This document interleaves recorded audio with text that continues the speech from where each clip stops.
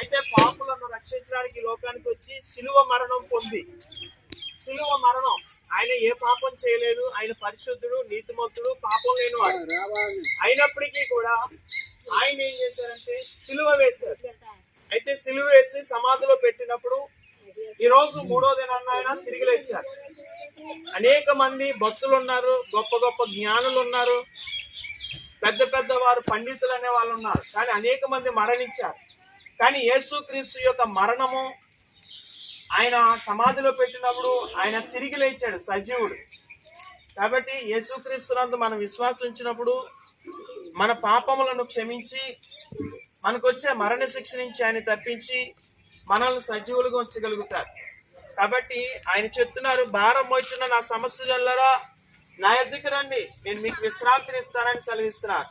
యేసుక్రీస్తు నేనే సత్యము, నేనే జీవము, నేనే మార్గము, నా ద్వారా తప్ప తండ్రి యొద్దకు చేరుకోలేం. కాబట్టి ఈ లోకంలో ప్రతి మానవుడు పుడతాడు, మళ్ళా చనిపోతాడు. కానీ మానవుడు ఈ లోకంలోనికి ఎందుకు వచ్చాడు? ఈ శరీరమైన మనిషి మట్టిలో నుండి ఈ శరీరం మళ్ళీ మట్టిలో కలిసిపోద్ది. అయితే మళ్ళీ ఆత్మ దయచేసిన వాని దగ్గరికి వెళ్ళాలి. మన ఆత్మకు మోక్షం కావాలని కోరుకుంటున్నాం, మంచి కార్యాలు చేస్తాం, పుణ్యకార్యాలు చేస్తాం. ఎందుకు? మన ఆత్మ శాంతి కొరకు. అయితే యేసుక్రీస్తు ప్రభు ద్వారా మన పాపాలు క్షమించబడి మన ఆత్మను శాంతి కలుగు చేసి నిత్య జీవ మార్గానికి నడిపించడానికి యేసుక్రీస్తు ప్రభు వారు వచ్చారు. ఇది ఒక మతం కాదు, ఇది ఒక మార్గం అంతే. ఏంటంటే ఇది ఒక మార్గం. కాబట్టి మోక్షానికి చేరుకునే మార్గం తప్ప ఇది మతం కాదు. మతం అని ఎవరైనా ప్రకటించినప్పుడు మతం జోలికి మనం వెళ్ళొద్దు, మార్గాన్ని ఎంచుకుందాం. ఏమండి, ఈ లోకంలో పాపంలో నశించిపోతున్న మనలను వెతికి రక్షించడానికి యేసుక్రీస్తు ప్రభు వారు వచ్చారు.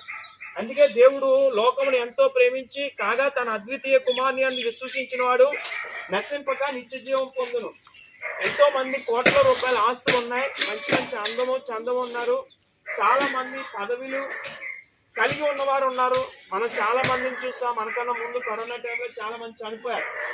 కానీ ఒకటి, చనిపోయిన వారందరూ కూడా మోక్ష మార్గానికి చేరుకుంటారా అంటే మోక్ష మార్గానికి చేరుకునే అవకాశం ప్రభు ద్వారా కలిగి ఉంది మట్టుకు ఈ మాటలు చెప్తున్నా. అందుకే యేసు ప్రభు వారు చెప్పింది, ఆయన పాపులను రక్షించడానికి లోకానికి వచ్చారు. మన పాపంలో ఆయన దగ్గర ఒప్పుకునే ఆయన నమ్మదగిన వాడు, నీతిమంతుడు కనుక మన పాపంలో ఆయన రక్తంలో కడిగి మనం పరిశుద్ధులుగా పరిచి పరలోక రాజ్యానికి ఆయన చేర్చడానికి అవకాశం ఇస్తారు. అందుకనే యేసుక్రీస్తు పాపులకు విమోచకుడు, యేసుక్రీస్తు ప్రభులకు ప్రభు, యేసుక్రీస్తు పరలోకానికి మార్గం, యేసుక్రీస్తు రాజులకు రాజు, యేసుక్రీస్తు ప్రభులకు ప్రభు, యేసుక్రీస్తు ప్రేమస్వరూపి, యేసుక్రీస్తు అందరికీ ప్రభు.